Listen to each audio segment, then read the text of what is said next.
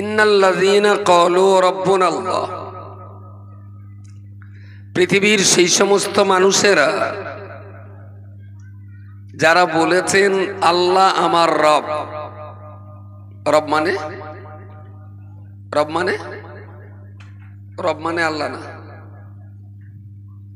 রব মানে এতটা মানুষকে বলাই লাগবে কেউ না কেউ। রেবে যাবার রব, রব্বুন মানে ভুল, প্রভু। বাকিটা বলেছে প্রভু। ও 10 টাকা কমিটির থেকে পুরস্কার দেওয়া। রব মানে প্রভু, সৃষ্টিকর্তা। বাংলা ওর আরবি শব্দ হলো খালিক। তো রব, ইন্নাল্লাযীনা ক্বালু রাব্বুনাল্লাহ, যারা স্বীকার করেছেন যে আল্লাহই আমার একমাত্র রব। রব শব্দের অর্থ হলো প্রভু। এখন এই রব শব্দটা নিয়ে যদি আর একটু বুঝতে হয়, তাহলে কোরআনের আর একটা আয়াত খুবই প্রাণিধানযোগ্য। ইয়া আইয়ুহান নাসু উবুদু রাব্বাকুমুল্লাযী খালাকাকুম ওয়াল্লাযীনা মিন ক্বাবলিকুম লাআল্লাকুম তাত্তাকুন। ইয়া আইয়ুহান নাস, আল্লাহ বলছেন হে পৃথিবীর মনুষ্য জাতি। মনুষ্য জাতি, আল্লাহ বলেননি হে পৃথিবীর গরু ছাগল বা হাঁস মুরগি, তোমরা তোমাদের প্রভুর ইবাদত করো।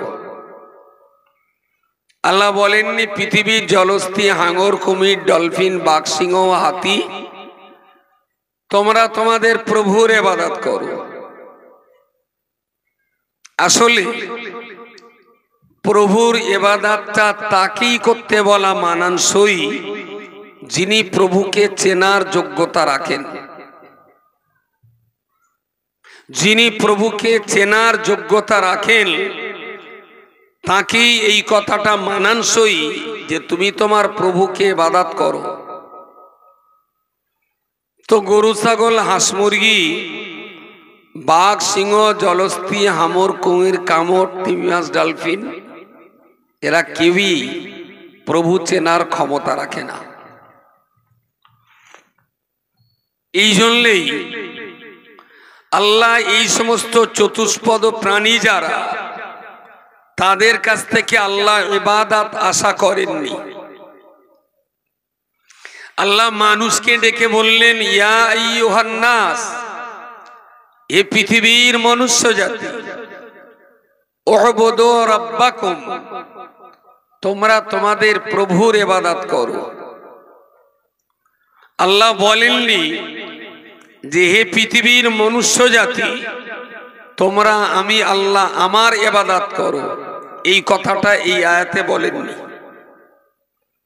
তাহলে আল্লাহ নিজে বান্দার কাছে ইবাদত না চেয়ে তিনি তার বান্দাদেরকে বললেন তোমরা তোমাদের প্রভুর ইবাদত করো। কথার মারপেশকে একটু বোঝা যাচ্ছে? মাথা নাড়ার ভঙ্গিমা তো খুব ভালো ঠেকছে না তো। একটু যদি বুঝতে না পারেন তাহলে তো মুশকিল হয়ে যাবে। আমি তো 5, 6, 7, 8 মাধ্যমিকের বই পড়াচ্ছি না, আমি ICDS এর বই পড়াচ্ছি। মুসলমানদের জন্য ICDS এর যে বই, আমি সেই বই পড়াতে বসছি। তাহলে আল্লাহর কোরআনের বাণীটা তো আল্লাহর। তো আল্লাহ মানুষকে ডেকে এই কথাটা বলেননি যে আমার ইবাদত করো, বলেছেন তোমরা তোমাদের প্রভুর ইবাদত করো। পৃথিবীর মানুষ যখন একটা পাথর পেলে সেখানে ধূপকাঠি আর দুধ ঢেলে সেখানেও মানুষ মাথা ঠুকতো, আজও ঠুকে। আছে না কিছু দরগা থান? ওরা ভাবে এটাই বোধহয় আমার প্রভু হবে। কেউ বা সূর্যের উদয় অস্ত এবং সূর্য যখন মাঝ আকাশে থাকে তখন সূর্যের দিকে তাকিয়ে সূর্যকে প্রণাম করে সূর্যকে তারা পুজো করত। ওরা জানতো যে সূর্যই আমার একমাত্র প্রভু। পৃথিবীর মানুষ যে কেউটে সাপের কামড়ে মানুষ মরে, এই কেউটে সাপেরও মানুষ পুজো করত, আজও করে। ওই পুজোটার কি পুজো বলে? বাহ, এ বোধহয় কোনো কালে পুরোহিত ছিল। মনসা পুজো, মনসা পুজো। তাহলে কেউ গাছকে, কেউ পাথরকে, কেউ চাঁদ আর কেউ সূর্যকে, কেউ বা সাপ আর কেউ বা হনুমানকে প্রভু বলে সেই প্রভুর ইবাদত তারা করত। আল্লাহ সেই সমস্ত মানুষদেরকে সম্বোধন করে বললেন, তোমরা তোমাদের প্রভুর ইবাদত করো, তবে আগে এইটা চিনে নাও যে প্রভু হওয়ার জন্য কি কি গুণ লাগে, কোন কোন শক্তি, সামর্থ্য, গুণ ও বৈশিষ্ট্য থাকলে একজনকে প্রভু বলা যায়, এটা আগে তোমরা ঠিক করে জেনে নাও। আমার আল্লাহ পাক কোরআন শরীফে ঠিক তারপরের অংশে বান্দার জন্য বলেছেন, ও বান্দা শোনো শোনো, তুমি তোমার ইচ্ছা মতো প্রভু নির্বাচন করে যার কাছে মস্তক অবনত করে দেবে, এটা তো আমি আল্লাহ পছন্দ করি না। তোমরা প্রভু তাকেই বলবে আল্লাযী খালাকাকুম, যিনি তোমাদের সৃষ্টি করেছেন, ওয়াল্লাযীনা মিন ক্বাবলিকুম, যিনি তোমাদের বাপ দাদাদের সৃষ্টি করেছেন, তিনি তোমাদের একমাত্র রব, তিনি তোমাদের একমাত্র প্রভু। কড়া গুণ বলেছি প্রভুর, কড়া গুণ। এই বিড়ির তামাকার পাতা এনে দাও, বসে বসে বিড়ি মাদু। ওনারটি মদ যদি মাথায় ঢোকাতে না পারেন থেকে নিয়েছেন কেন? বাড়িতে শুয়ে থাকেন, আর নয় বুড়ির সঙ্গে খুনসুরি করলেও সব হয়, চেষ্টাটাও করে। আল্লাযী খালাকাকুম ওয়াল্লাযীনা মিন ক্বাবলিকুম, আল্লাহ বলেছেন যিনি তোমাদের প্রভু, তোমাদের সৃষ্টিকর্তা, এবং যিনি তোমাদের বাপ দাদাদের সৃষ্টিকর্তা, তিনি তোমাদের প্রভু। তাহলে প্রভু হওয়ার জন্য এই আয়াতে কটা গুণ আল্লাহ বলেছেন? কটা? অন্তত আঙুল দুটো দেখেও বলেন কটা গুণ? দুটো গুণ। আমার প্রভু আমি তাকেই বলবো যিনি আমাকে সৃষ্টি করেছেন এবং যিনি আমার বাপ দাদা পূর্বপুরুষদের সৃষ্টি করেছেন, তিনি আমার প্রভু। এইটা বাংলায় না বলে আরবিতে বলেন, তিনি আমার রব। আসলে ওয়াজ বুঝতে গেলে অন্তত 7-8 পর্যন্ত না পড়লি না, তার গা ওয়াজ বোঝানো কঠিন খুব। প্রিয় শ্রোতা মণ্ডলী, মনে রাখো আমার আল্লাহ পাক রব্বুল আলামিন ওই আয়াতের ঠিক পরের আয়াতে আল্লাহ বলেছেন, হে পৃথিবীর মনুষ্য জাতি, তোমরা তোমাদের প্রভুর ইবাদত করবে। ওই প্রভু তৃতীয় নম্বর গুণ হলো আল্লাযী জাআলা লাকুমুল আরদা ফিরাশান, প্রভু তাকেই বলবে যিনি তোমাদের জন্য দুনিয়াটাকে বিছানার মতন বিছিয়ে দিয়েছেন। ওয়াস সামাআ বিনান, প্রভু তাকেই বলবে যিনি তোমাদিগের জন্য দুনিয়ার মাথার উপরে আসমানটাকে ছাদের মতো বানিয়ে দিয়েছেন। সুবহানাল্লাহ বলেন। কড়া গুণ হলো? বাহ, এই তুই চুপ কর, তোর তো পড়াতে আসিনি, যারা পড়াতিস তারা কি বলে দেখি। গুণ কড়া হলো আমার সৃষ্টিকর্তা, আমার বাপ দাদাদের সৃষ্টিকর্তা। 3 নম্বরে বললেন জাআলা লাকুমুল আরদা ফিরাশান, যিনি দুনিয়ার জমিনকে সৃষ্টি করেছেন বিছানার মতো করে। সুবহানাল্লাহ। ওয়াস সামাআ বিনাল, যিনি আসমানকে সৃষ্টি করেছেন জগৎবাসীর মাথার উপরে ছাদের মতো করে। তিনি তোমার রব। এখানেই শেষ না, রবের এখনো গুণ আল্লাহ বলবেন। রব্বুল আলামিন পঞ্চম নম্বরে বললেন ওয়া আনজালা মিনাস সামাই মান, হে পৃথিবীর মনুষ্য জাতি, আসমান থেকে যিনি তোমাদের জন্য পানি বর্ষণ করেন। ছয় নম্বরে আমার আল্লাহ বলেছেন ফাখরাজা মিনাস সামারাতি রিজকান, যিনি তোমাদের জন্য দুনিয়ার জমিন থেকে অত্যন্ত নিত্য নতুন হাজার লাখ রকমের গাছপালা উদ্ভিদ সৃষ্টি করে যিনি তোমাদের রুটি রুজির সন্ধান করে দিয়েছেন, তিনি হলেন তোমাদের একমাত্র রব। জোরে বলুন সুবহানাল্লাহ।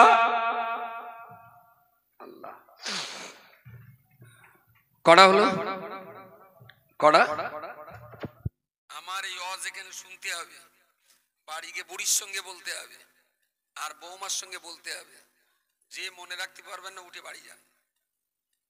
আমি ওয়াজ করব, আপনি শুনলেন, আপনি যদি আবার আল্লাহর রাস্তে বুড়ো আর বুড়িডার আর বৌমাডার দুটো লোকের বলে, তাহলে এখানে 50টা লোক শোনার পরেও আরো 100 লোকের কাছে আমার ওয়াজ যাবে। আমি তো ভাই 22,000 চুক্তি করে আসিনি যে আমার টাকা দিলে সন্তুষ্ট। আমার বক্তৃতাটা বুঝলে আমি সন্তুষ্ট, আর যদি বোঝাতে পারি তাহলে আমার বিরাট আনন্দ হবে। যদি বোঝাতে না পারি তাহলে বেকার মাঠে মারা যাবে। আমি কাকে চেনাচ্ছি এতক্ষণ? কাকে? রব। আমার মূল লক্ষ্য রব চেনাবার। আর রব চেনা মানে কাকে চিনছি? আল্লাহকে। তো আল্লাহকে এই জায়গা আমি আল্লাহ না বলে প্রভু কেন বলছি না? কোরআনে আল্লাহ বলেছেন তাই, যে তোমরা তোমাদের প্রভুর ইবাদত করো। আচ্ছা, আমি এখন বললাম ভাই আমার একটু চা খাওয়ান, তো চা দিল। যদি আমি এখন শ্রোতাদের বলি যে আপনারা আপনাদের বক্তাকে 1 কাপ চা খাওয়ান, বক্তা যদি শ্রোতা হা করতে থাকে, তাই তো লোকটা বললো বক্তাকে চা খাওয়ান, তাহলে চা কলকাতায় যাবো না বসিরহাটে যাবো? আচ্ছা, এতটুকু বোঝার ক্ষমতা যার নেই, সে কি আমার শ্রোতা হওয়ার যোগ্য? এটাও জড়িয়ে যাচ্ছে নাকি? এটাও জড়াচ্ছে? এত জড়ালে আমি কত ছাড়াবো? দুটো কথা সরাসরি এক বললাম যে আমাকে একটু চা খাওয়ান, এটা সরাসরি সবাই বুঝবে। এবার বলছি যে আপনারা আপনাদের বক্তাকে 1 কাপ চা খাওয়ান, তাহলে একটুখানি ভাবতে হবে বক্তাকে না আব্দুল মাতিন, তাই না? এখন ও যদি নিজেই না বোঝে, বক্তাকেই যদি না চেনে, তাহলে ওর কাছে ওয়াজ পুরো ভুসি হয়ে যাবে। ভয়সু মুদ্দান সায়েসি। আল্লাহ ইচ্ছা করলে তো বলতে পারতেন ইয়া আইয়ুহান নাসু উবুদুনি, হে পৃথিবীর ইমানদার মানুষেরা তোমরা আমি আল্লাহ আমার ইবাদত করো, তাহলে তো কোনো সমস্যাই থাকতো না। সরাসরি বান্দা বুঝে নিতেন আল্লাহর ইবাদত করতে হবে। আল্লাহ এইটা না বলে কোরআনের এই আয়াতটায় আল্লাহ এইভাবেই বললেন উবুদু রাব্বাকুম, তোমরা তোমাদের প্রভুর ইবাদত করো। না, প্রভুকে? যিনি তোমাদের সৃষ্টিকর্তা, যিনি তোমাদের বাপ দাদাদের সৃষ্টিকর্তা, যিনি তোমাদের জমিনের সৃষ্টিকর্তা, যিনি তোমাদের আসমানের সৃষ্টিকর্তা, যিনি আসমান থেকে তোমাদের জন্য পানি বর্ষণ করেন, যিনি দুনিয়ার জমিন থেকে তোমাদের রুটি রুজির সন্ধান করে দেন, সুবহানাল্লাহি বিহামদিহি, তিনি তোমাদের একমাত্র রব। তোমরা যারা গাছের গোড়ায়, পাথরের গোড়ায়, চাঁদকে, সূর্যকে, সাপ আর বাঘকে প্রভু মনে করে ইবাদত করছো, একবার বিবেককে জিজ্ঞেস করে দেখো তারা কি এই 6টা কাজ করার যোগ্যতা রাখে? আল্লাহ মানুষকে বোঝাচ্ছেন, জোর করে আল্লাহ মানুষের কাছ থেকে ইবাদত আদায় করবেন না, জোর করে করবেন না। মানুষ বুঝে সুঝে আল্লাহকে ডাকুক। আল্লাহ এটাই চাইছেন, যার জন্য বান্দাকে রব্বুন মানে প্রভু, আর সেই প্রভুর ইবাদত করতে বলছেন, প্রভুর ইবাদত করতে বলছেন। প্রিয় শ্রোতা মণ্ডলী, এবার কোরআনের প্রথম যে আয়াতটা শুনিয়েছিলাম, আমার আল্লাহ পাক রব্বুল আলামিন কোরআন শরীফে বান্দার জন্য বলেছেন, ইন্নাল্লাযীনা ক্বালু রাব্বুনাল্লাহ, যে সমস্ত মানুষেরা স্বীকার করে নিয়েছে আমার প্রভু জঙ্গলের গাছপালা নয়, আমার প্রভু কোনো কালো পাথর নয়, আমার প্রভু চাঁদ কিংবা সূর্য নয়, আমার প্রভু সাপ কিংবা বাঘ নয়, আমার প্রভু মাটি আর পাথরের তৈরি মূর্তি নয়। ইন্নাল্লাযীনা ক্বালু রাব্বুনাল্লাহ, যারা স্বীকার করে নিয়েছেন দুনিয়ার কোন সৃষ্টি আমার প্রভু নয়, আমার প্রভু হলেন একমাত্র আমার আল্লাহ। জোরে সোরে বলুন সুবহানাল্লাহ। আমার তো ওয়াজ করে করে গলা ভেঙে গেছে। আপনাদের ওয়াজ শুনে শুনে কি গলা ভেঙে? ওয়াজ শুনলে তো কান ভাঙবে, গলা তো ভাঙবে না। কিন্তু আপনাদের গলার জোর এত কম কেন?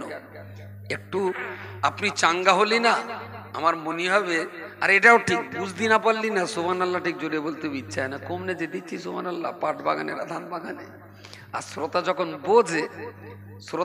বোঝে একটা জায়গায় গল্প হচ্ছে তো, তা দেখেন একটা হাসির কথা বললি, এ হাসলে ও হাসলে ও হাসলে, পাশে একটা হুঁশোবানা লোক ছিল, অনেকক্ষণ পরে যখন দেখি এর কাছে হেসতেছে, ও তখন দাঁত কেলিয়ে দিলে। কেন যে হেসতেছ জানে? ও ও আপনাদের না সেইরকম পাগলের মতো সুবহানাল্লাহ বলা হচ্ছে। আসলে হাসতে গেলেও কিন্তু কারণ লাগে, কানতে গেলেও কারণ লাগে, হাসতেও কারণ লাগে, কানতেও কারণ লাগে, সুবহানাল্লাহ বলতেও কারণ লাগে, ইন্নালিল্লাহ বলতেও কারণ লাগে। কেন যে সুবহানাল্লাহ আমি বলছি এইটা যখন আপনি বুঝবেন তখন দিল ফাটিয়ে সুবহানাল্লাহ বলতে ইচ্ছা হবে। আর যদি আসল রহস্যটাই না বোঝেন তখন মনে হবে তো কেনই যে বলতে বললো, আর কি যে বলতে বললো, কেনই বা দিতে যাচ্ছি। আমি আল্লাহকে চেনাচ্ছি, আল্লাহ 6টা চরিত্র বলেছেন, এই 6টা ক্ষমতা যার থাকবে তিনি হলেন তোমাদের প্রভু। পরের আয়াত দিয়ে বললাম, যে সমস্ত মানুষেরা এক বাক্যে স্বীকার করে বলবে ক্বালু রাব্বুনাল্লাহ, আমরা স্বীকার করছি আল্লাহই আমাদের একমাত্র রব। তাহলে তার মানে আমি স্বীকার করে নিলাম যে এই 6টা কাজের ক্ষমতা প্রভুর আছে, আর আমার সেই প্রভু হওয়ার যোগ্য একমাত্র আমার আল্লাহ। বলুন সকলে সুবহানাল্লাহ সুবহানাল্লাহ। এখন একটা রোগ আছে, জুমার দিনে মসজিদে 2 রাকাত পড়ে সুরসুর করে বাড়ি চলে যায়। এ রোগ আছে এদিকে আসলে রোগ কোনো জায়গায় না, রোগ একটাই জায়গায়, জোর আল্লাহকে চেনে নি। আল্লাহ চিনতে পারি, আল্লাহ চিনলে সে কখনো এইভাবে বাড়ি যাবে না, কখনোই যাবে না। হ্যাঁ, কলকাতা বা ব্যস্ততম এলাকাতে জুমার দিনে আশপাশের রাস্তাঘাট সব বন্ধ হয়ে যায়, তো রাস্তার উপরে জুমার নামাজ পড়ে মানুষ। তখন হয় কি, ওই 2 রাকাত রাস্তায় পড়ে যানজট এড়ানোর জন্য পাটি গুটিয়ে বাকি নামাজটা বাড়ি যেয়ে পড়ে। বুঝতে পারেনি কি বলেছি? রাস্তা মানুষের কষ্ট হবে, 2 রাকাত নামাজ পড়তে হার্ডলি হয়তো 5 মিনিট 7 মিনিট লাগলো, রাস্তাঘাট 5 মিনিটের জন্য বন্ধ করে সবাই নামাজ পড়লেন, ডাইনি বামে সালাম পিরানো হয়ে গেল, ওরা পাটি গুটিয়ে যাচ্ছে বাড়িতে চলে গেল। এসব পার্টি ওই দেখে এসে এখানেও ফরজ পড়ে বাড়ি যাওয়া ধরেছে, কিন্তু এইটা খোঁজ রাখে না যে ওরা যে বাড়ি গিয়ে পড়ে এ খোঁজ এরা জানে না। আচ্ছা, ওখানে তো ব্যস্ততার জন্য লোক চলে যায়, আরে ফতুরা টিপ থেকে এখান কি বিরাট জাম, যেক্ষণে আমি বাড়ি না গেলি দেশের লোক অক্সিজেনের ক্রাইসিসে রাস্তা জামে মরে যাবে। আসলে ওরা বাড়ি যায় কেন সেটা জানে না, ওরাও দাঁত কেল গেছে, এরাও দাঁত কেল গেছে, কিন্তু ওরা হাসির কারণ হেসেছে আর এরা কারণ জানে না, ওদের দাঁত দেখে এরাও হেসেছে। রোগ হলো একটাই, যারা যে আল্লাহর ইবাদত করছে এরা সেই আল্লাহকে চেনে না। যদি চিনতেন হারগিজ মসজিদ থেকে বেরোবার জন্য এত ছটফট করতো না, কখনই ছটফট করতো না।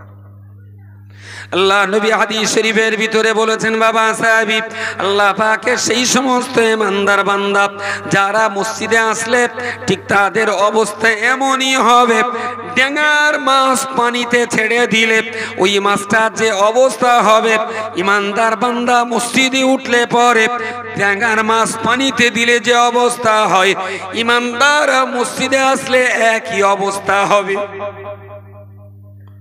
পুকুরে ছিপ পেলে একটা মাছ ধরেছেন, কই মাছ, বড়শিতে ছেড়িয়ে এরকম রাখলেন, দেখবেন তিড়িং বিড়িং করে লাফাচ্ছে, লাফানি বন্ধ হয় না।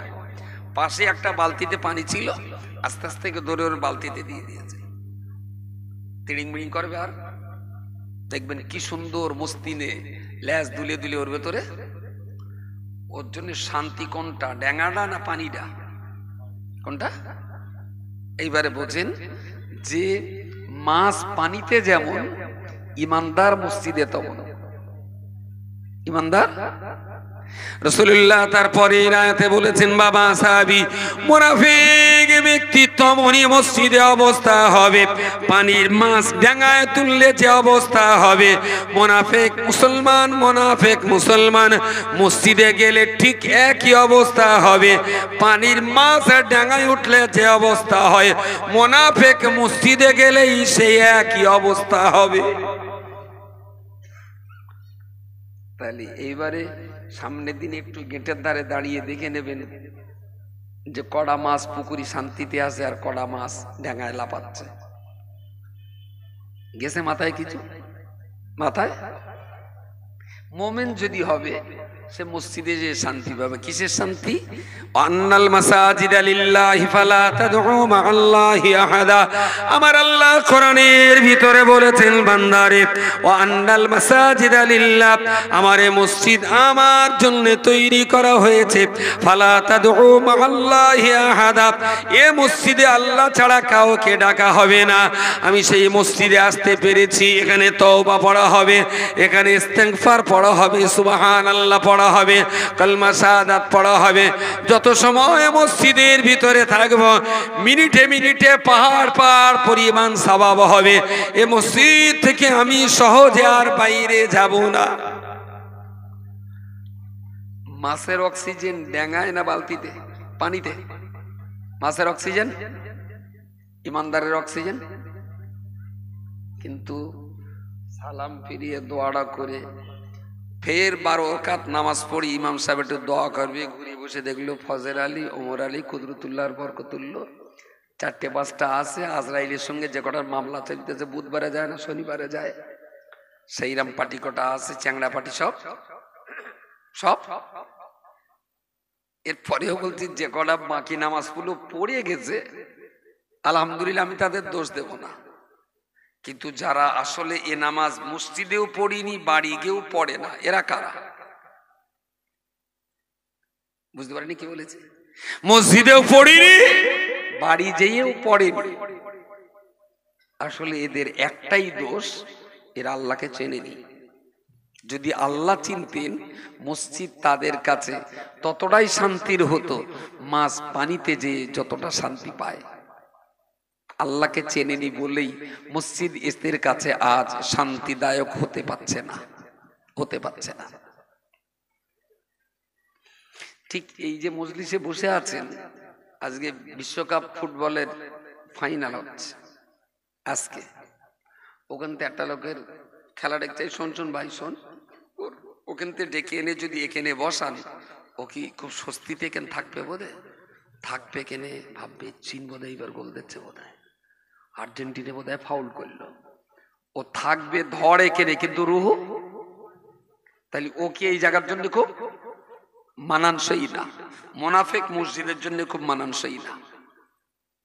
যেদিন ওরা আল্লাহকে চিনবে, দেখবেন সেদিন ওরা মসজিদ থেকে বেরোবে, তবে মনটা খারাপ থাকবে যে যাচ্ছি, আবার যে কখন আসবা না।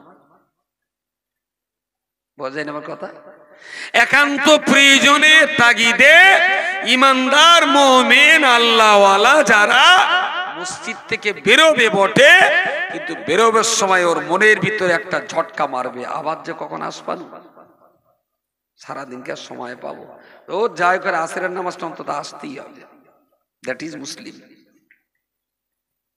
প্রিয় শ্রোতামণ্ডলী, কোরআনের যে আয়াতটা শুরুতে আপনি পড়েছিলাম, ইন্নাল্লাযীনা ক্বালু রাব্বুনাল্লাহ, পৃথিবীর সেই সমস্ত মানুষেরা যারা স্বীকার করে নিয়েছে আল্লাহই আমার একমাত্র রব, আমি আল্লাহ ছাড়া দুনিয়াতে আর কাউকে প্রভু বলবো না, আল্লাহ ছাড়া আমার দুনিয়াতে দ্বিতীয় কোনো প্রভু থাকবে না।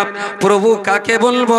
না আল্লাহ ছাড়া কেউ আমার সৃষ্টিকর্তা নেই, আল্লাহ ছাড়া কেউ আমার বাপ মাকে সৃষ্টি করেনি, আল্লাহ ছাড়া দুনিয়া সৃষ্টিকর্তা অন্য কেউ হতে পারে না, আল্লাহ ছাড়া আসমানকে কেউ সৃষ্টি করতে পারে না, আল্লাহ পাক ছাড়া আসমান থেকে পৃথিবীতে কেউ পানি বর্ষণ করতে পারে না, আল্লাহ পাক ছাড়া এই পৃথিবীর জমিন থেকে কেউ কোনো রকমের গাছপালা সৃষ্টি করতে পারে না।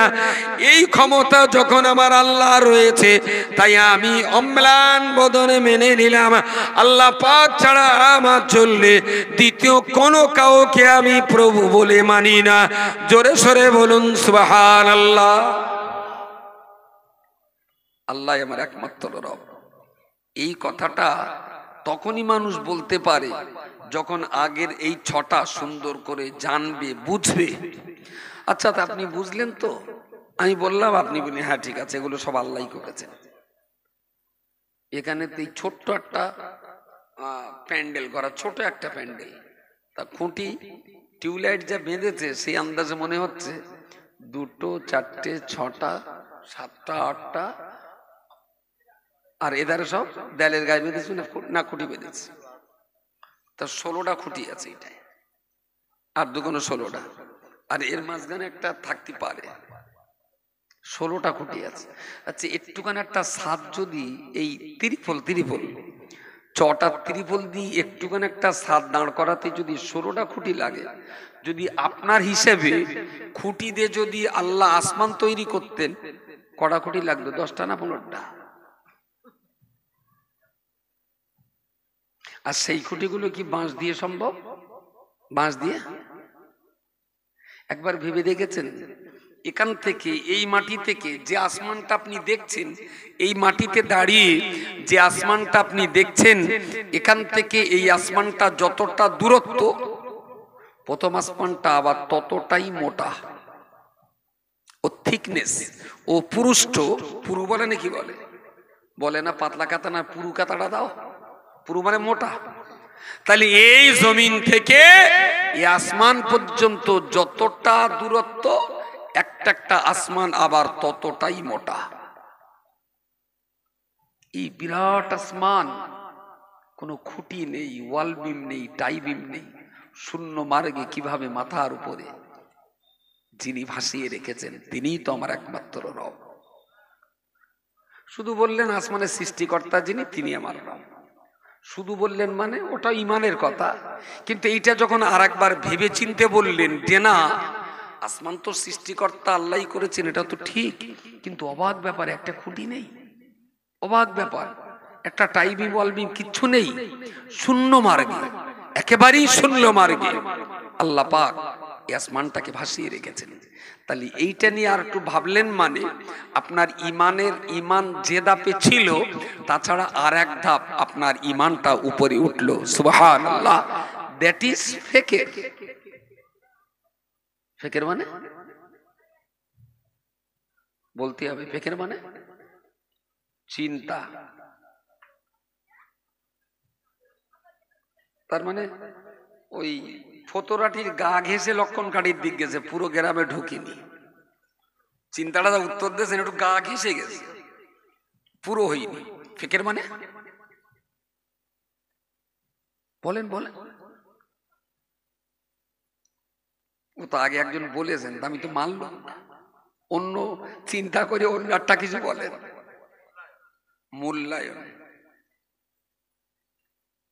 হয়নি। ফেকের মানে কচি ফেকের জাল কাফরে যিকরুন, ফে কাফরে ফিকরুন, সহজে বলি যিকির ফিকর, তাই না? দুটোর সঙ্গে সামঞ্জস্য থাকুক। ফেকের মানে হ্যাঁ, মগ্ন আবার দু রকম হয়। ওই মা চাচিরা বলে এই খুঁটিটা না বড্ড মগ্ন খুঁটি, এইটা দিস না, এরকম একটা বলে না, তার মানে দুর্বল খুঁটি। আবার মগ্ন শব্দ ব্যবহার হয় কোনো কিছুতে ডুবে থাকা, মগ্ন থাকা বা ব্যস্ত থাকা। হয়নি আর কেউ? জি, ওইটা আগেরটার মানে জিকির মানে স্মরণ করা, জাল কাফরি জিকরুন মানে স্মরণ করা। আমি জিজ্ঞেস করছি বাপের নাম, আপনার ছেলের নামটা ঠিক আছে? আমি ফেকের মানে জানতে চেয়েছি, ফেকের। আমি ইচ্ছা করলে প্রথমে টানা বলে দিতে পারতাম, কিন্তু আপনার মনে থাকবে না। এই যে কোথাকতি হচ্ছে, বলতে পারছেন না, লড়াই হচ্ছে, তার মানে এ কথা জিন্দেগিতে আর ভুল হবে না। বলেন বলেন। জিকির মানে হলো স্মরণ।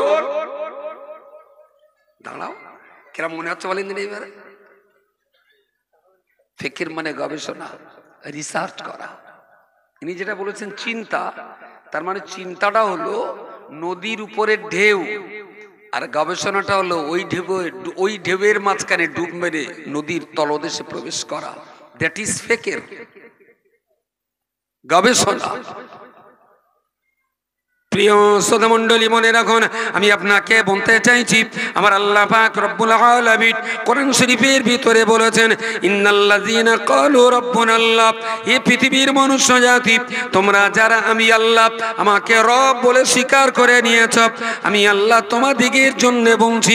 এই পর্যন্ত বলার পরেতেই যারা স্বীকার করবে আল্লাহ আমার রব, তারপরে আমি রবের কথা বলতে যে বললাম, আমি আমার রবটাকেই মেনে নেব। যিনি আমার সৃষ্টিকর্তা, আমার রব, আমি তাকেই মানব। যিনি আমার বাপ দাদা সৃষ্টিকর্তা, আমার রব, আমি তাকেই মানব। যিনি দুনিয়ার সৃষ্টিকর্তা, আমার রব, আমি তাকেই মানব। যিনি আসমানের সৃষ্টিকর্তা, আমার প্রভু, আমি তাকেই মানব। যিনি আসমান থেকে বাণী বর্ষণ করেছেন, আমার প্রভু, আমি তাকেই মানব। যিনি দুনিয়ার জমিন থেকে আমাদের জন্য খাদ্য খোরাক উৎপাদন করে দিয়েছেন। জোরে সরে বলুন সুবহানাল্লাহ। আপনি শুনলেন মানে আপনি ইমানদার, ইমানদার। এবার এইটা নিয়ে একটু ফিকির করুন। এক কথায় আমি বললাম আল্লাহ আমার সৃষ্টিকর্তা, আপনিও বুঝলেন যে আল্লাহ আপনারও সৃষ্টিকর্তা। ভেরি গুড, সুন্দর হয়েছে। এবার এইটা নিয়ে আপনি নিচে নিচে ভাবুন, আল্লাহ আমার সৃষ্টিকর্তা, তাও তো ঠিক। আচ্ছা, যে দাঁতটা এখন চিবোচ্ছি, যখন মারপেটতে পড়েছিলাম তখন তো দাঁতটা ছিল না, দাঁতটা তো তখন ছিল না। আল্লাহ দিলেন কখন না? ওদিকে মায়ের দুধও যত আস্তে আস্তে কমতে লাগলো, এদিকে গালের দাঁতও আস্তে আস্তে গজাতে লাগলো। সুবহানাল্লাহ বলেন। মায়ের দুধ আস্তে আস্তে শুকিয়ে গেল, চিবিয়ে খাবার মতন দাঁতও আমার গালে তৈরি হলো। এটা কে করেছেন? এটা আমার প্রভু আল্লাহ করেছেন। সুবহানাল্লাহ। আল্লাহ আমার সৃষ্টিকর্তা, এটা মেনেছেন মানে একটা ধাপে আপনার ইমানটা আছে। আপনার দাঁতটাকে নিয়ে গবেষণা করে যখন বললেন না, আমার প্রতি এই ইহসান, এই অবদান, এই রহমত আর এই বরকত আমার আল্লাহ আমাকে দিয়েছেন, তখন ইমানের স্তর আর এক ধাপ বেড়ে গেল। জিকিরে ইমানের মর্যাদা বৃদ্ধি পায় না, ইমানের মর্যাদার স্তর বৃদ্ধি পায় ফিকির গবেষণার মধ্য দিয়ে। কিছু গেছে মাথায়? ফিকিরের মধ্য দিয়ে। এই ফিকির করার জন্য বিরাট বড় বড় হাইফাই হেভিওয়েট স্কলার লাগে না। আপনি ফিকির করুন, শুয়ে পড়ে আপনি ভাবুন, আমার এই হাত দুটো তো আল্লাহ তো দিয়েছেন সুন্দর করে, তাই এত সুন্দর হাতের নখের উপরে এই আঙুলের শেষ প্রান্তে একটু কঠিন পদার্থ একটা করে নখ, সত্যিই তো এইটা দিয়েছিলেন বলে যখন তখন একটু চুলকাতে পারি, যখন তখন চুলকাতে পারি। এই নখটা দিয়েছিলেন বলে মাছের কাঁটাটা টিপে বের করে শুধু মাছটাই খেতে পারতাম। যদি এই নখ দুটো আগাতে কেটে দিয়ে ভোঁতা হয়ে যেত, ওই ভোঁতা আঙুল দিয়ে কি মাছের কাঁটা বাসা যেত? কাঁটা?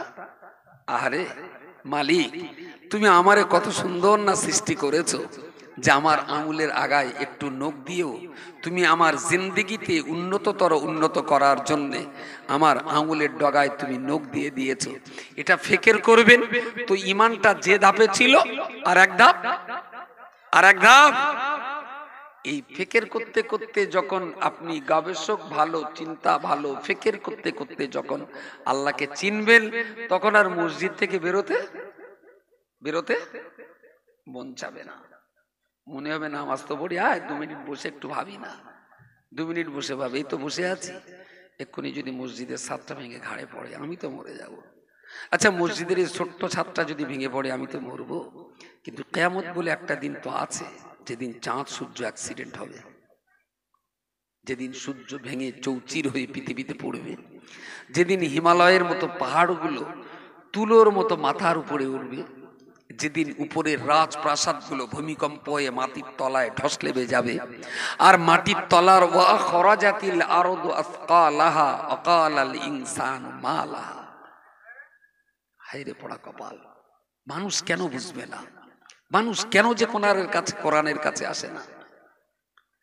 ইযা যুলজিলাতিল আরদু জিলজালাহা, আমার আল্লাহ কোরআনের ভিতরে বলেছেন, বান্দারে, ইযা যুলজিলাতিল আরদু, যখন तमाम দুনিয়া কেঁপে উঠবে, জিলজালাহা, কম্পনের মতো কম্পন, কাঁপার মতো কাঁপা, যখন तमाम দুনিয়া ঠকঠক করে কেঁপে উঠবে, ইযা যুলজিলাতিল আরদু জিলজালাহা ওয়া আখরাজাতিল আরদু আসকালাহা, পৃথিবীর মাটির নিচে যত গুপ্তধন থাকবে, এ গুপ্তধন মাটি উপরে বার করে দেবে, আর উপরের যত অট্টালিকা, বিল্ডিং, বালাখানা, রাজপ্রাসাদ, এসব কিছু তো আল্লাহ পাক সেদিন মাটির নিচে ঢুকিয়ে দেবে। ওয়া আখরাজাতিল আরদু আসকালাহা আকালাল ইনসানু মা লাহা আকালাল ইনসানু মা লাহা, পৃথিবীর মানুষ সেদিন হতবাক হয়ে বলবে, আহারে মা লাহা, কি হলো এই দুনিয়াটার? চোখের সামনে 50 তলা বাড়িটা ঢসে চলে গেল, কি হলো এই পৃথিবীটার? শিয়ালদা ফ্লাইওভার ভেঙে মাটির তলায় চলে গেল, কি হলো এই দুনিয়াটার? কি হলো এই দুনিয়াটার? তামাম কলকাতা, তামাম হয় আপনার ব্রিটেন, রাজস্থান, তামাম দুনিয়ার বাংলাদেশ, তামাম দুনিয়ার ভিতরে বিরাট রাষ্ট্রগুলোর বড় বড় অট্টালিকা সব ধস লেবে পৃথিবীর মাটির নিচে চলে গেল। অকালাল ইনসানু মা লাহা, দুনিয়ার মানুষ শতভাগ হয়ে শুধু বলবে, আরে দুনিয়াটা কি সর্বনাশ না হয়ে যাচ্ছে। মা লাহা, কি হলো দুনিয়ার? যেইভাবে তার সৌন্দর্যকে চৌচির হয়ে যাচ্ছে, ঠিক ইসরাফিল ফেরেশতা বাঁশি দেওয়ার পর এইভাবেই দুনিয়াটা শেষ হয়ে যাবে, কিচ্ছু থাকবে না, কিচ্ছু থাকবে না। মসজিদে বসে 2 মিনিট যদি ভাবেন, আহারে মসজিদের একটা ছাদ ভেঙে গেলে তাতে যদি আমার বিপদ হয়, এই দুনিয়াটাই তো একদিন ঢস লেবে যাবে, তামাম দুনিয়া তো ঢস লেবে যাবে, সেদিন আমার উপায় কি হবে? গবেষণা করতে কি হাতি লাগে না ঘোড়া লাগে? গবেষণা করতে বিরাট জ্ঞান লাগে না? বিরাট জ্ঞান লাগে না। জ্ঞান তো বৃদ্ধি পায় গবেষণা করতে করতেই তো মানুষের জ্ঞান বৃদ্ধি পায়। ওরা সে গবেষণা করবে কখন? হাতে একটু চুন ডলে মনে হচ্ছে রাকেশ খৈনির চেয়ে ভালো ছিল, দূর সেই ডলাডলি ঝামেলা, এর চেয়ে আগে রাজা খৈনি ছিল, ডলতি হতো না, প্যাকেট কেটে গালে দেওয়া যেত। কিসে যে কি হবে না আজকে এই ডলে ডলে, ওরাও বড় বড় মুফাসসিরে কোরআন, খৈনি ডলতে ডলতে গবেষণা হচ্ছে কোন খৈনিটা ভালো তেজি। এ জাতির জীবনে চোখ খুলবে, জীবনে আমি বলছি, আপনি জেকেরও করুন অল্প, ফেকেরটা করুন বেশি। 1 ঘন্টা জেকের করলে অন্তত 10 ঘন্টা গবেষণা করা লাগে, 10 ঘন্টা তার ফিকির করা লাগে, তবে জিকিরের স্বাদটা উপলব্ধি হয়, যদি গবেষণা না করে মানুষ। প্রিয় শ্রোতা মণ্ডলী, মনে রাখুন, কোরআনের যে আয়াত দিয়ে শুরু করেছি ওই আয়াতটা আর একটু আগিয়ে চলুন। আমার আল্লাহ পাক বলে দিলেন, হে পৃথিবীর মনুষ্য জাতি, ইন্নাল্লাযীনা ক্বালু রাব্বুনাল্লাহ, নিশ্চয়ই সেই সমস্ত মানুষেরা যারা স্বীকার করে নিয়েছেন আল্লাহই আমার রব, সুম্মাস্তাকামু, ওই কথাটা জবানে যেমন স্বীকার করে নিয়েছে, ওই কথাটার উপরে তারা পাহাড়ের মতন মজবুত ও তেমন হয়েছে। সুম্মা অতঃপর ইস্তেকামু, এই কথার উপরে তারা ইস্তেকামাত হয়েছে। ইস্তেকামাত এটা একটু আপনাদের জন্য বলা কঠিন, তবু দেখেন দিন বলা যায় কি ইস্তেকামাত মানে, যে বাহ, এইটা তো ভালোই বলেছেন, অটল, অবিচল, মজবুত। যে যারা মুখে স্বীকার করেছে আল্লাহ আমার রব, এই কথাটার উপরে তারা অটল এবং অবিচল। ঝড় ঝঞ্ঝা, সাইক্লোন, বৃষ্টি, শিলাবৃষ্টি, ভূমিকম্প যাই হোক না কেন, বান্দা ওই কথা থেকে কখনো টলে যাবে না, ওর থেকে নড়বে না। সুম্মাস্তাকামু, এর উপরে তারা খুব অটল হয়ে গেছে, অটল এবং মজবুত। ঝড় আসলে, সাইক্লোনে মানুষ পড়ে যাবে, কিন্তু ভেতরের বিশ্বাস টলবে না, তো বিশ্বাস টলবে না। ভূমিকম্পে মানুষ মাটির তলায় চলে যেতে পারে, কিন্তু অন্তরে তার বিশ্বাস কখনো টলবে না। আজকে একটা জায়গায় গিয়েছিলাম, তা একটা মিটিংয়ের জন্য একজন হঠাৎ এসে বলছে, ভাই আমার মা হাঁপের রুগী, খুব কষ্ট পাচ্ছে, বাঁচে কি মরে, তা আপনি যখন এসছেন আমার মার একটু তওবা পড়িয়ে দেবেন। আমি ভাই চলো, গেলাম। ভদ্রমহিলার হাঁপের কষ্ট হচ্ছে, জ্ঞান আছে, একদম সজ্ঞান কথা বলছেন, কিন্তু হাঁপের খুব কষ্ট হচ্ছে, অক্সিজেন আছে, ওরা মাঝে মাঝে দিচ্ছে আর কি। তাই পড়ালাম, ভদ্রমহিলা পড়লেন, ভালোই পড়লেন। একটা টাইমে বাংলাতেও ইস্তেগফারটা পড়িয়ে দিলাম, যে আমি আমার জীবনে যত গুনাহ করেছি পড়ালাম। উনি পড়লেন, বলছেন, খোকা আল্লাহ ছাড়া আর কে আছে? সুবহানাল্লাহ বলেন। একজন গাঁ গ্রামের নারীর পক্ষে এই কথাটা বলে অনেক দামি কথা। আমি ওরে যতই পড়াই, কিন্তু ভদ্রমহিলা নিজের থেকেই বলছেন, আল্লাহ ছাড়া আর কেডা আছে বলো দিন খোকা। আচ্ছা, মৃত্যুর বিছানায় এই কথাটার অনেক দাম না? হাঁপাচ্ছেন, কষ্ট হচ্ছে, দমের কষ্ট, এরপরেও তিনি বলছেন আল্লাহ ছাড়া আমার কেউ নেই। সুবহানাল্লাহ বলেন।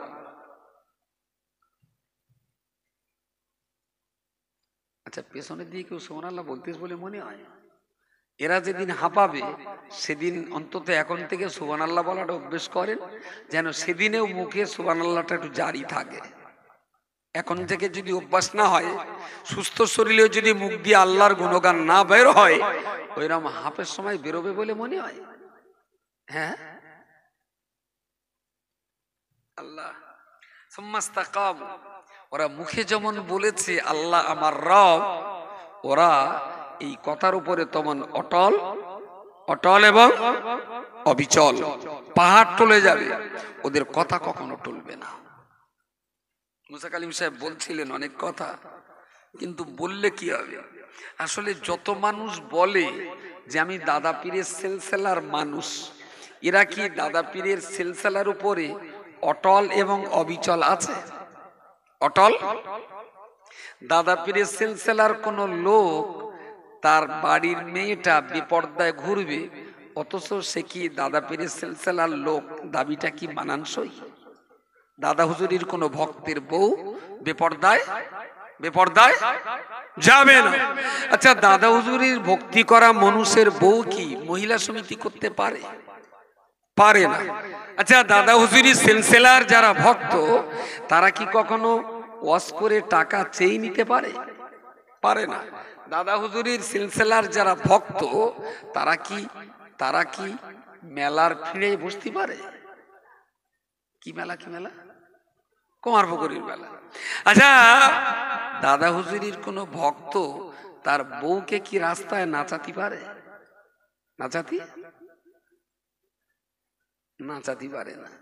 এখনকার দিনে হাইব্রিড পীরজাদা হতে গেলে বউ নাচাতে হবে রাস্তায়, তাহলে সে হাইব্রিড পীরজাদা হতে পারবে। শুধু নাচবে না, নেংটি করে নাচবে। আর সে পয়সাতেও দেখতে হবে না, আপনি ফ্রিও দেখতে পারেন, রোজ ফ্রি দেখতে পারে। আর সে প্রতিদিন নিত্য নতুন তার নাচ প্রত্যেক দিন দেখছে। আমি যদি এই বুড়োডারে ওই নাচা মেয়ে লোকের মদ্দালোকটা এনে যাই, তাহলে বুড়ো আর হুজুর। আর যদি মদ্দালোকটা আড়াল করে যদি মেয়ে লোকটি, ও খোকা এসব তুমি কোথার থেকে কিনতেছ বলো দি, এসব মেয়ে লোক দেখা যায়। আমি চাচা, তুমি তার হাত ধরে চুচু করছিলে, এটা ওই কোম্পানির বউ। কিছু যাচ্ছে টাচ্ছে মাথায় না, স্লিপ খাচ্ছে, কিছু ঘোড়ার ডিম যাচ্ছে, স্লিপ খাচ্ছে। বুড়োরা বলে কিচ্ছু বুঝবে না, তোরা একটু পরে বুঝকে দিস। আর পারিস যদি ওই পীর আম্মার একটু দেখে দিস, যেই হলো পীর মা, দেখো যদি একটু ফয়েজ দিতে পারো। প্রিয় শ্রোতা মণ্ডলী, আমি আপনাকে বলতে চাইছি, সিলসিলার ভক্ত আমি, দাদা পীরের মুরিদ আমি দাদা পীরকে মাননেওয়ালা, এ বলনেওয়ালা তো প্রচুর মানুষ পাওয়া যায়, কিন্তু সুম্মাস্তাকামত এই কথাটা বলার পরেতে, এই কথার উপরে, এই আদর্শের উপরে অটল এবং অবিচল হয়ে দাঁড়িয়ে থাকা মানুষ পশ্চিমবঙ্গে কপিস আছে। আঙুল গুনে নেওয়া যাবে যে দাদা হুজুরির ভক্ত কটা আছে। আরে ভাই, তুমি ভক্ত ভেজাল, আমি ভক্ত 2 নম্বর। যারা অরিজিনাল কোম্পানির ভক্ত, অরিজিনাল কোম্পানির প্রোডাকশন, সেও বলে দিচ্ছে আমি ওরম গাঁটালা মাস্টার লেয়াতি বলি রে। আর একজন বলে দিচ্ছে কত বড় হিংসুক দেখতে পাচ্ছ, এ আবার বলে দিচ্ছে ওরম ভাইপো আগে জানলি মার পেটের ভেতরে মরে যাওয়া উচিত ছিল। কোম্পানির অরিজিনাল প্রোডাকশন এইসব গাঁটালা বাঁশ হচ্ছে। আপনি তো হাঁটানে ছেলে, আমি তো হাঁটানে মায়ের সন্তান। অরিজিনাল একদম আটিরাম, আটির চারা যদি এই হয়, তাহলে আপনি কার রক্তের দোষ দিয়ে বেড়াবেন বলেন? কার রক্তের দোষ দেবেন? তিনটেই তো সমান রক্তের তৈরি, বুঝতে পারেননি? তিনটেই সমান রক্তের তৈরি। একটা ন্যাংটো, আর একটা উলঙ্গ, আর একটা কাপড় পরানো। বোঝেন? আজকে কিলিবিলি দিলি 1 সপ্তাহ পর হাসে। এরম এত প্যারালিসিস রুগী নিয়ে হজ করা যায়? একটা ন্যাংটো, আর একটা উলঙ্গ, আর একটা কাপড় পরানো। তো ওইটা বুঝতেই তোমার 34 ঘন্টা সময় লাগে। এটা ন্যাংটো, তুই কাপড় পরিস নি কেন? বুঝতে পারিস না? তা তুই বুঝতে পারিস না তুই ন্যাংটো? তাহলে ধারা আমি নাই ন্যাংটো, তা তোর তো বিরাট অবস্থা, ভালো দেখতে পাচ্ছি, পুরো উলঙ্গ হয়ে গেছিস। বলে আমার দেখতে হবে না, এর দেখ, এর কোনো কাপড় চোপড় জোটে না, ওর কাপড় পরিনি। ন্যাংটো বিচার করছে উলঙ্গর আর কাপড় না পরার, আর উলঙ্গটা বিচার করছে ন্যাংটোওয়ালার আর কাপড় না পরার। তার মানে 3 অবতার। দেখ, মানুষ না হতাশগ্রস্ত যে এখন আমাদের উপায় কি, যাব কোন দিকে? যেদিন কিয়ামত হবে, ইজা জুলজিলাতিল আরদু জিলজালাহা, तमाम দুনিয়া ঠকমক করে কাঁপতে কাঁপতে চূড়ান্ত পর্যায়ের যখন ধস নেমে যাবে। এই গত বোধহয় বছর 3 আগে হবে, লকডাউনের আগে অফিসে বসে রয়েছি, হুগলি জেলায় একটা মানুষ এসছেন, হঠাৎ করে আমার এই টেবিলটা ঠিক ঠকমক করে কেঁপে উঠেছে। ওই লোক আমার বলছে, ভাই কি হলো বলুন দিন। তাই তো আমার চেয়ারটিয়া তো নড়ে উঠেছে। হঠাৎ উনি বললেন, বলছে ভাই মনে হচ্ছে ভূমিকম্প হচ্ছে। তাড়াতাড়ি করে ঘরের তেলেবে বাইরে এসে আমার এই দোকানদারের দোকানে খাবার ঝোলানো আছে, দেখছি খাবারটা ভালোই নড়ছে, একবার এদিকে একবার এদিকে। পাশে পুকুর ছিল, পুকুর ধারে মানুষ বলছে বেশ জোর ভূমিকম্প হচ্ছে। সামান্যতম কাঁপুনি, এ কাঁপুনি সামান্যতম কাঁপুনি। আর কিয়ামতের দিন কি হবে? এই বিরাট বিরাট অট্টালিকাগুলো একেবারেই বলা যেতে পারে ওই আমাদের মায়েরা চাটুইতে পেলে রুটি বেলে না, মায়েরা চাটুইতে বেলে রুটি সেকে, বেলে চাটুইতে দেয়। এই চাটুইতে যখন রুটি 1 পিঠ ভালো করে গরম হয়, তখন এর তলায় একটা হন্দর ঢুকিয়ে দেয়। এই হন্দরটার কি বলে? বলতে চামচ। চামচ না, চামচ দিয়ে তরকারি তোলে, তাই না? আর খুন্তি দে চাটুর উপরে রুটি যেরকম খুন্তি দিয়ে উল্টে দেওয়া হয়, গোটা বিশ্বের জমিনের উপর পৃষ্ঠাও তমন আল্লাহ নিচে থেকে উবুড় করে দিয়ে দেবেন। পৃথিবীর মাটির নিচে যত সম্পদ আছে সমস্ত সম্পদ বাইরে বেরিয়ে আসবে। পৃথিবীর কটা সম্পদ ডাঙায় আছে গো? পৃথিবীর ডাঙায় তো সম্পদ কি ঘোড়ার ডিম আছে, সম্পদ তো মাটির তলায়। আল্লাহ সেই সম্পদ সব সেদিন বার করে দেবেন। মানুষ সেদিন হতাশগ্রস্ত হয়ে পড়বে। আকালাল ইনসানু মালা, পৃথিবীটার এই অবস্থা হলো কি করে? কেন এই অবস্থা হলো? এই চরম ভূমিকম্পে কাঁপতে কাঁপতে পৃথিবী তোলপাড় হবে, নিচের জিনিস উপরে আর উপরের জিনিস নিচেই, এই সব যেতে যেতে যেতে যেতে একটা টাইমে পৃথিবীর সমস্ত প্রাণী জগৎ সবাই মরে যাবে, কেউ আর বেঁচে থাকবে না, কেউ বাঁচবে না। আমার আল্লাহ পাক রব্বুল আলামিন तमाम দুনিয়াতে যেদিন আর কেউ বাঁচবে না, না আল্লাহর কোনো ফেরেশতা, না কোনো নবী রাসূল, না কোনো জিন ইনসান, না কোনো পীর ওলিয়া উলিয়া গাউস কুতুব শুহাদা সিদ্দিকিন, तमाम দুনিয়ার কোনো প্রাণী যেদিন আর বাঁচবে না, চালার এক পিস পিঁপড়ে সেদিন থাকবে না, বাগানের কোনো ফড়িং উচ্চিংড়ি কেউ থাকবে না, প্রাণী বলতে কেউ আর সেদিন থাকবে না, সব যেদিন মরে লোপাট হয়ে থাকবে। আমার আল্লাহ পাক রব্বুল আলামিন तमाम দুনিয়ার রাজা বাদশা উজির মন্ত্রী চ্যান্সেলর রাষ্ট্রপতি তাদের দিকে লক্ষ্য করে বলবেন, আলাস তাদের দিকে লক্ষ্য করে বলবেন, লিমানিল মুলকুল ইয়াউমা, হে পৃথিবীর রাজা বাদশা দলেরা, আজকে দিনে দাঁড়িয়ে একটাবারের জন্য তোমরা বলে দাও, লিমানিল মুলকুল ইয়াউমা, আজকের রাজত্বটা কার জন্য?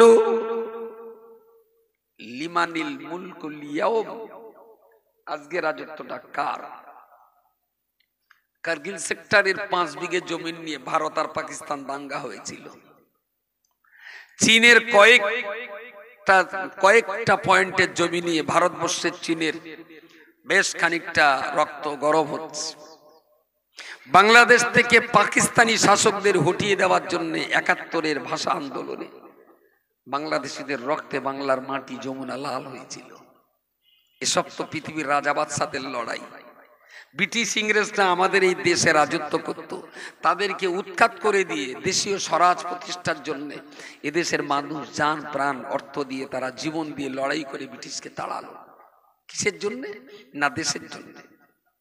গোটা পৃথিবীর রাজা বাদশা মানুষ সব যেদিন শেষ হয়ে যাবে, আল্লাহ সেই দিন এদের দিকে তাকিয়ে বলবে, বলো দুনিয়াতে রাজ ক্ষমতা নিয়ে তোমাদের অনেক বাড়াবাড়ি দেখেছিলাম, লিমানিল মুলকুল ইয়াউম, আজকের রাজত্বটা কার? আল্লাহ একটা কথা জিজ্ঞেস করে 500 বছর সময় দেবেন। কিন্তু সেদিন তো সৌদি আরবের বাদশা সালমান, তিনিও তো সেদিন মরে পড়ে থাকবেন। পাকিস্তানের নওয়াজ শরীফ আর মোশাররফ, তিনিও তো সেদিন মরে পড়ে থাকবেন। মোদি আর মমতা ব্যানার্জি, তারাও তো সেদিন চিত হয়ে থাকবে। শেখ হাসিনা আর খালেদা, তারাও তো সেদিন শেষ হয়ে থাকবে। Karl Marx, Lenin, Hitler, Genghis Khan, Gandhiji, Nehruji, সবাই তো সেদিন চিৎপাত হয়ে পড়ে থাকবে। 500 বছর অতিক্রম হয়ে যাবে। লিমানিল মুলকুল ইয়াউমা, আজকের রাজত্বটা কার? এই কথা জবাব দেওয়ার জন্য পৃথিবীর কোন রাজা বাদশা সেদিন ঠোঁট খুলতে পারবে না। খুলবে কি করে? সব তো মরা। আলেম ওলামারাও থাকবেন, কিন্তু সবাই তো মরা। আল্লাহর এই প্রশ্নের জবাব কেউ দেবেন না। আল্লাহ পাক রব্বুল আলামিন জলদ গম্ভীরে অত্যন্ত মেজাজের সঙ্গে পৃথিবীর মরা মানুষের দিকে তাকিয়ে বলবেন, লিমানিল মুলকুল ইয়াউমা, তোমরা দুনিয়া জমিন নিয়ে কাড়াকাড়ি করতে যে হাজার কেন লাখ মানুষ তোমরা মরেছ, কিন্তু তোমরা সবাই আজকে মরে পড়ে আছো। দুনিয়া তো সে তার জায়গায় রয়ে গেছে। আমি আল্লাহ তোমাদের মতো রাজা বাদশার কাছে জানতে চাইছি, লিমানিল মুলকুল ইয়াউমা, আজকের রাজত্বটা কার জন্য? বলো বলো। এই কথা জিজ্ঞেস করে 500 বছর কেটে যাবে, কোনো উত্তর যখন কেউ দেবে না, আল্লাহ পাক নিজের প্রশ্নের জবাব নিজেই দিয়ে বলবেন, লিল্লাহিল মালিকিল ওয়াহিদিল কাহ্হার, আজকের এই রাজত্ব একমাত্র মহান স্রষ্টা রব্বুল আলামিন আল্লাহর। জোরে বলুন সুবহানাল্লাহ। আমি বলছি, শুধু আল্লাহকে আল্লাহ বলেই যদি চুপ হয়ে যান, তাহলে আপনার ঈমান এক জায়গায় থেমে যাবে। আমি বলছি ওইটা নিয়ে গবেষণা করুন, আর প্রতিদিন ঈমানের স্তর একটু একটু করে উপরে উঠুক। ঈমান মার্কেটে কিনতে পাওয়া যায় না, যে 50 গ্রাম কিনে খেলুম আর পাকা ঈমানদার হয়ে গেলাম। আল্লাহ সৃষ্টি জগৎকে নিয়ে ফিকির করতে হয়। যত ফিকির করবেন, যত গবেষণা করবেন, তত আপনার ঈমানের মর্যাদা নিচের ধাপের থেকে উপরের ধাপে উঠবে। যেটা বলছিলাম, সুম্মাস্তাকাম, ইস্তেকামাত। ভাই দাবি করাটা খুব সোজা, যে আমি আমি আমি ফুরফুরা সিলসিলার আদর্শের মানুষ, ভেরি গুড। কিন্তু দাদা হুজুরির ওসিয়াতনামা অনুযায়ী ভাই তুমি কি কোরআন পড়তে পারো? তা বললাম না। আমলি তালি তুমি ফুরফুরা সিলসিলার একটা খুঁটি, এটা ঠিক, তবে ও খুঁটি বল মাটিতে পোতানি। খুঁটি, একটা খুঁটি যদি মাটির উপরে এইভাবে রাখা হয়, সে খুঁটি তো 5 কিলোমিটার বেগে ঝড় আসলে পড়ে যাবে। যদি ওটা মাটির গর্তে যদি 1.5 ফুট 2 ফুট যদি পুঁতে দেওয়া হয়, তাহলে সেই খুঁটি কি আর অল্প ঝড়ে পড়বে? দ্যাট ইজ ইস্তেকামাত। এটা কি বলা হয়? অটল এবং অবিচল করার জন্য। প্রিয় সদমণ্ডলী মনে রাখুন, সুম্মাস্তাকামু, আল্লাহ পাক রব্বুল আলামিন তার বান্দাদেরকে বলেছেন ইন্নাল্লাযীনা ক্বালু রাব্বুনাল্লাহ, যারা স্বীকার করে নিয়েছেন আল্লাহই আমার একমাত্র রব, সুম্মাস্তাকামু, এবং তারা তাদের কথার উপরে ইস্তেকামাত মজবুতি অচল, আপনার অটল অবিচল হয়ে মরণ পর্যন্ত দাঁড়িয়ে থাকবা শপথ যারা নিয়েছে, সুম্মাস্তাকামু, আল্লাহ পাক তাদের জন্য বলেছেন তাতানাজ্জালু আলাইহিমুল মালাইকা, আমি আল্লাহর পক্ষ থেকে তাদের কাছে রহমত আর বরকতের ফেরেশতা অবতীর্ণ হবে। সুবহানাল্লাহ বললেন না তো নিজের ইচ্ছায়? সবাই মিলে বলেন সুবহানাল্লাহ। একটু নিজের ইচ্ছায় বলেন সুবহানাল্লাহ, আলহামদুলিল্লাহ, আল্লাহু আকবার। এগুলো তো ধর্মসভার কথা না, এগুলো মুমিনের ঠোঁটের সব সময়ের কথা, সব সময়ের কথা। পথে ঘাটে চলতে কাজ নেই কাম নেই, তার ঠোঁটে আল্লাহ আল্লাহ করতে করতে পথ হাঁটি, এমনি হেঁটে যাচ্ছেন। আর যদি মুখে বলেন সুবহানাল্লাহ সুবহানাল্লাহ সুবহানাল্লাহ সুবহানাল্লাহ, এতে কি হাঁটার কষ্ট বাড়বে? কষ্ট তো বাড়বে না, তাহলে মুখ দুটো বন্ধ রাখেন কেন? যদি বলেন না মুখী বলতে কষ্ট হচ্ছে, ভেরি গুড, তাহলে পথ হাঁটুন আর বিবেককে জিজ্ঞেস করুন, সত্যি আমার পা দুটো যদি হইবারের মতো আল্লাহ কেটে দিতেন বা পোলিও দিয়ে দিতেন, আমি তো হাঁটতে পারতাম না। আল্লাহর মহাকরুণা মহাদান, আল্লাহ আমার চলার জন্য দুটো পা দিয়েছেন। এইটা যদি গবেষণা করতে করতেও রাস্তাটা চলতেন, তাও তো ইমানটা ক্লাস 1 থেকে ক্লাস 5-এ উঠত। গবেষণা হয়। পঞ্চায়েতে কেটা যেবার দাঁড়াবেন, গোলাম আলী যদি দাঁড়ায়, সে তো গোহারা হারবে। ঘরের টাকা যে মারা মেরেছে, ও তো জিততে পারবে না। রফিকের বউটার দাঁড় করে বোধ হয় খুব ভালো হতো। সুমন দিয়ে এইসব করবে, রাস্তায় হাঁটতে হাঁটতে একবার ওর মনটা হয় না যে ঠোঁট দিয়ে আল্লাহ আল্লাহ জিকিরটা করতে করতে পথটা হাঁটি, কি করে হবে জাতির কল্যাণ। আমি নেই অজের দাওয়াত নিতে চাই না, আমার বলে পোষায় না, বলবো কার? এই অজ করছে তো মনে হচ্ছে যেন পাকা রাস্তায় শাকের দানা ছড়াচ্ছি, মাটির কোনো জো ফিরে পাচ্ছি না আমি। একটা বেশ জোয়ালা মাটিতে সাত ছড়াতি, শাকের দানা ছড়াতে কত আনন্দ হয় না, আমার মনে হচ্ছে পাকা রাস্তায় দিচ্ছি। দেই কিচ্ছু করার নেই, নাহলে আমজাদা বাড়িকে যাবে, আর অত মুখ না। রব্বুল আলামিন আল্লাহ বলে দিয়েছেন সুম্মাস্তাকামু, আল্লাহকে আল্লাহ বলা এবং সেই কথার উপরে মজবুতির সঙ্গে দাঁড়িয়ে থাকা। তাতানাজ্জালু আলাইহিমুল মালাইকা, হে পৃথিবীর মনুষ্য জাতি শোনো শোনো, তুমি যদি আল্লাহকে রব বলে পাহাড় পর্বতের মতো অটল বিচল হয়ে যদি দাঁড়িয়ে থাকতে পারো, তাতানাজ্জালু আলাইহিমুল মালাইকা, আল্লাহর পক্ষ থেকে আমার আল্লাহ তোমাদের জন্য রহমতের ফেরেশতা পাঠিয়ে দেবে। আল্লাহ তাখাফু ওয়ালা তাহজানু, ওই ফেরেশতা আপনার আমার কাছে চলে আসবে।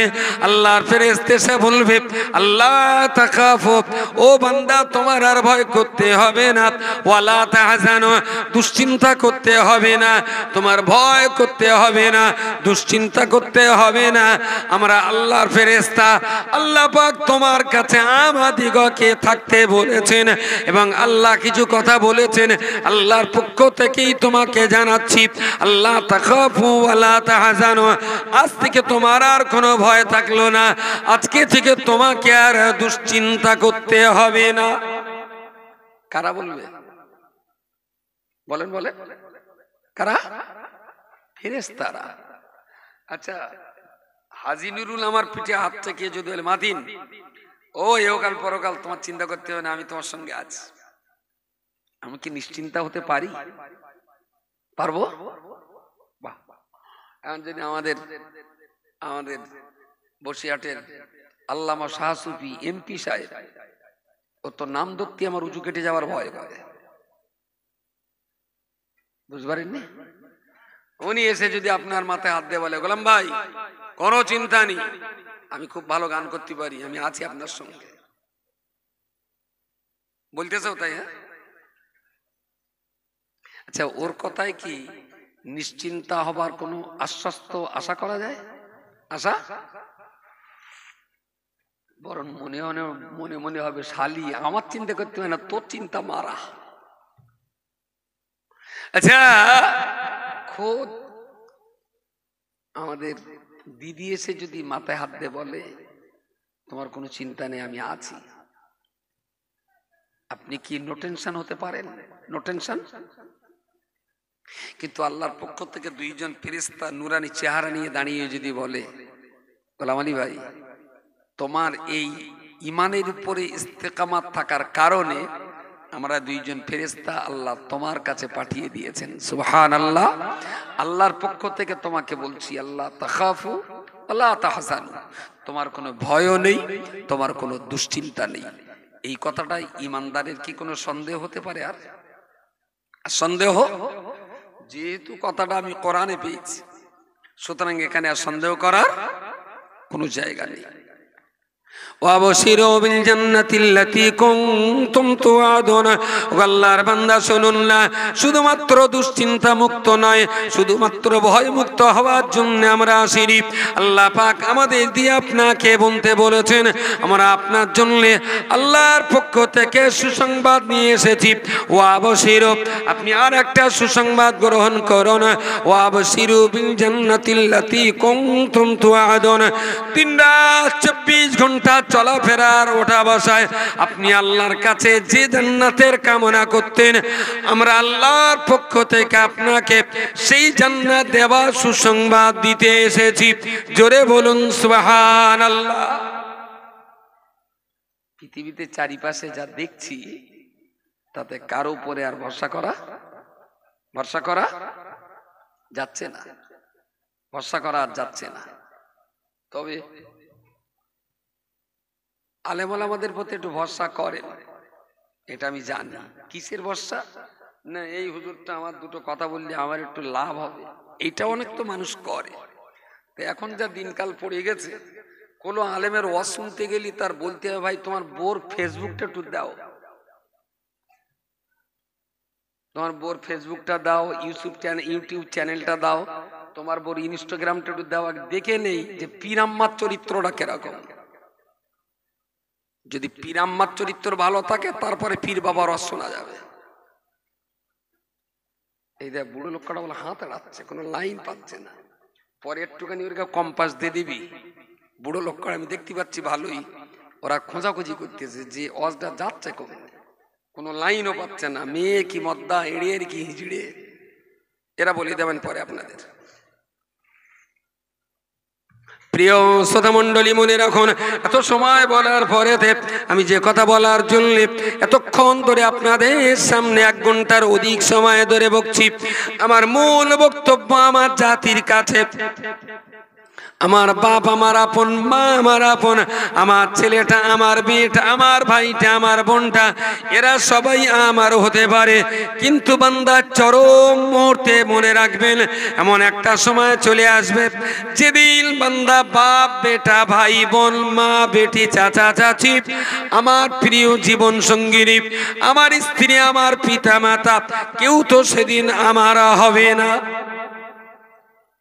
একটা দিন আছে না, ইয়াউমা ইয়াফিরুল মারউ মিন আখিহি ওয়া উম্মিহি ওয়া আবিহি ওয়া সাহিবাতিহি ওয়া বানিহি লিকুল্লি ইমরিইম মিনহুম ইয়াউমা ইযিন শাআনু ইয়ুগনি। ইয়া আল্লাহ, কি ভয়ঙ্কর সেই দিন হবে। একটা মা তার সন্তানের কোনো কাজে লাগবে না, একটা বাবা তার ছেলের কোনো উপকার করতে পারবে না।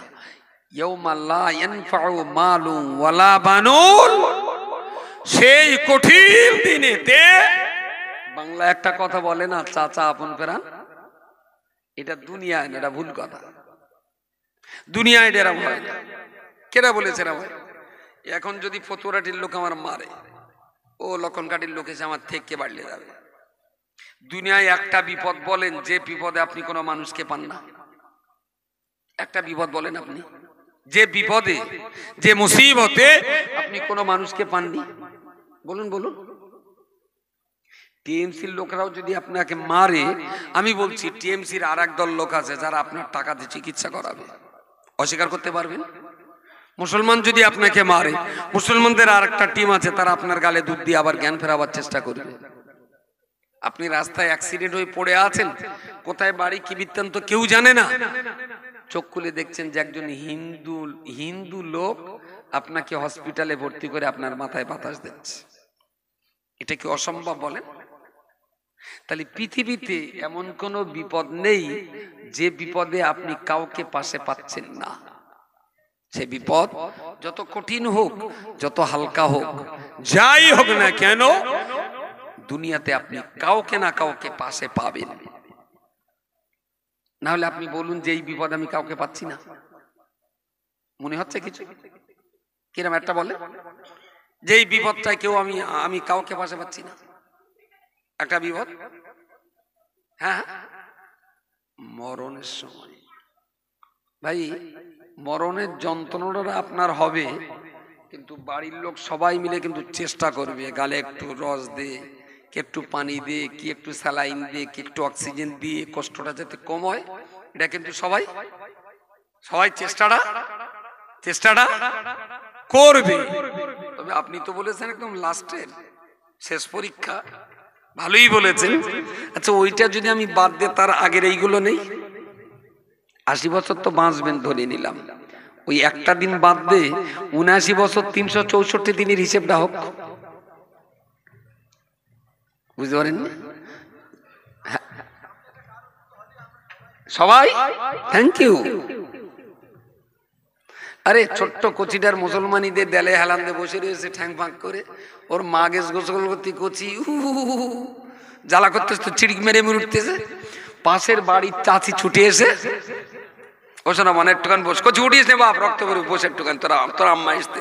এটা হয় না, ও তো কাউকে ডাকিনি যে আমার একটু বাতাস দাও।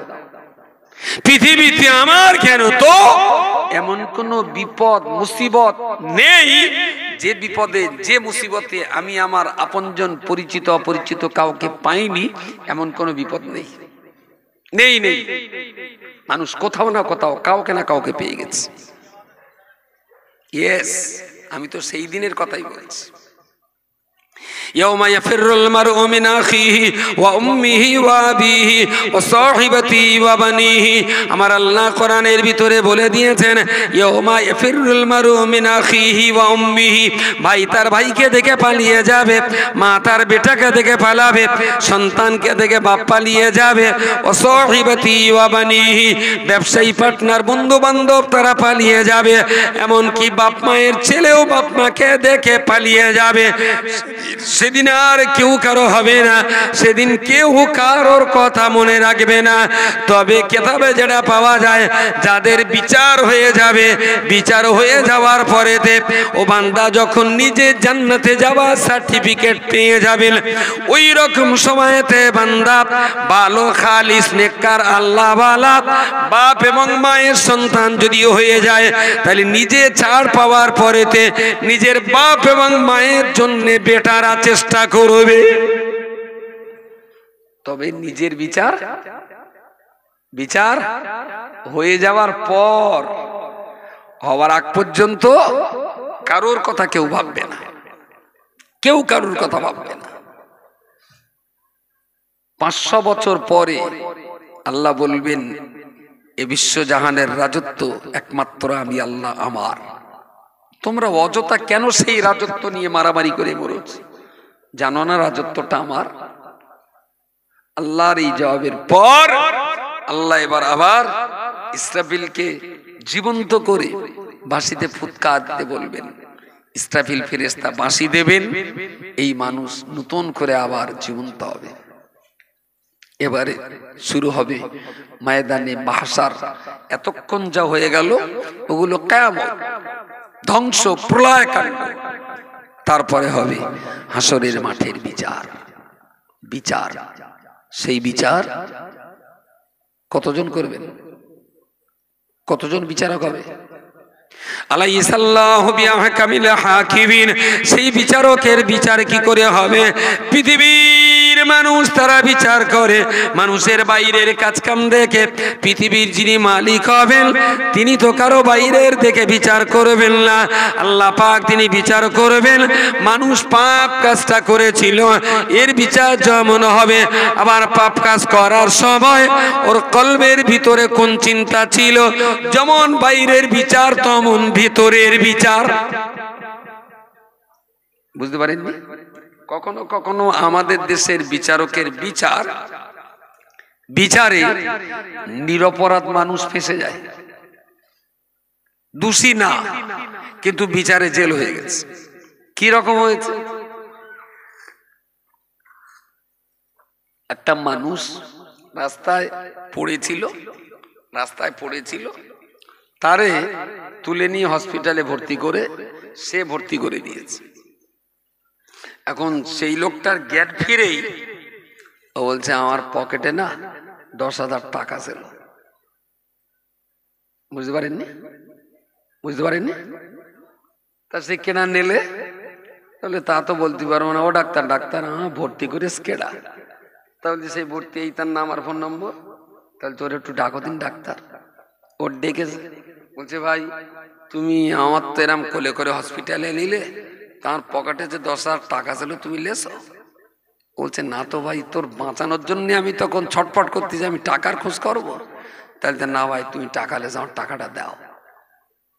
বলে শালা কি মানুষ কোলে করে নে কি বিপদে পড়লো, হচ্ছে একটা পয়তি কুকুর জন্য হসপিটালে এলে তো, তা আমার এরাম জ্বালাটা হতো না।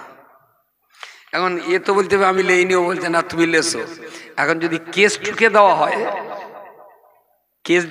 দেওয়া হয় আর ও তখন বলবে যে আমার কোলে করে নিলে আমার পুরো জ্ঞান ছিল না, তো যখন আস্তে আস্তে পকেটে হাত দিল তখন আমি বুঝতে পেরিলাম, তা বলতে পারিনি। ও কিন্তু বলেন ভেসে যাবে। কিন্তু ও মানুষটাকে যখন তুলে হসপিটালে চিকিৎসার জন্য নিয়ে যাওয়ার প্রস্তুতি নিচ্ছিল, তখন ওর ভিতরের কলব, অন্তর কি বলতে চাচ্ছিল, এই অন্তরের খবর কি কোর্টের জাজ রাখে? জাজ ভিতরের খবরটা জাজের জানা থাকে না বলেই কখনো কখনো নির্দোষী ব্যক্তির জেলও হয়, আবার কখনো কখনো দোষী ব্যক্তি ছাড়ও পায়। আল্লাহর বিচার হবে তার হাত পায়ের বাইরের দেখে, আর তার অন্তরটা কি ছিল সেটা দেখেও আল্লাহর বিচার হবে। যার জন্য দুনিয়ার বিচারকেরও সব বিচার ঠিক হয় না, সব বিচার। এই জন্যই তো আমার আল্লাহ কোরআন শরীফে স্পষ্ট করে বলেছেন আলাইসাল্লাহু বিআহকামিল হাকিমিন।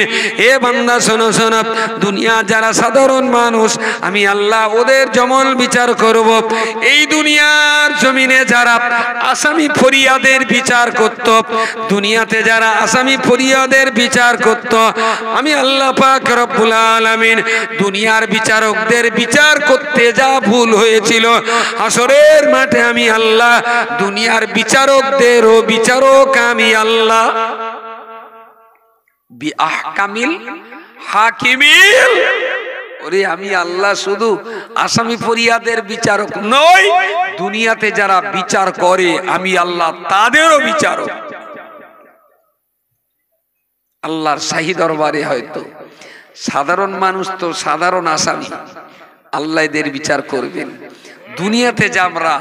দুনিয়াতে আমরা যারা আলেম নামের কলঙ্ক হলেও মানুষ আলেম বলে মনে করে, তাই দুটো কথা বলি।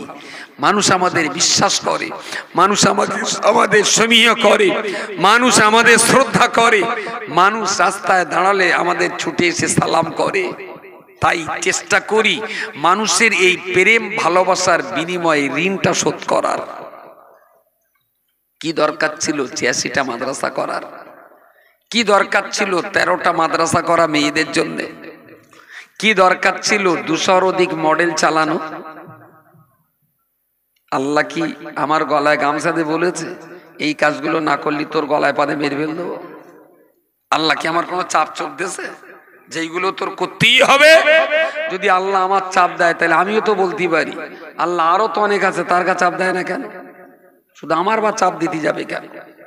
আসলে এটা আমাদের ইচ্ছা, এটা আমাদের চাহিদা, এটা আমাদের নেশা, এটা আমাদের পেশা।